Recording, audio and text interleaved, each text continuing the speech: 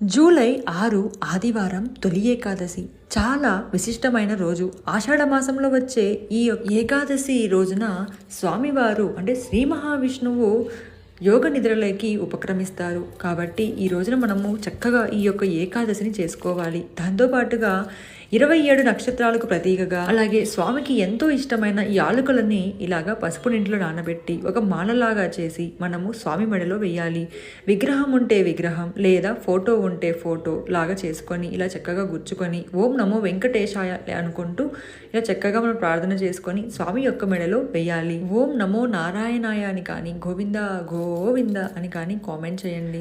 పూజానంతరం ఒక 2 రోజుల తర్వాత ఈ యొక్క యాలక బుడ్డలని మళ్ళీ మీరు యథావిధిగా వంటలోకి కానీ లేదా ధూపం వేయడానికి కానీ ఉపయోగించవచ్చు. ఈ విధంగా చేసిన ఎడల మన 7 జన్మల పాపాలు తొలగిపోతాయి. అంటే మనం 7 జన్మలలో ఏ నక్షత్రాలలో పుట్టామో తెలియదు కదండి, అవన్నీ కూడా తొలగిపోతాయి. ఆర్థిక సమస్యలు, అప్పుల బాధలు, పెళ్లి ఇలా ఎటువంటి వాటికైనా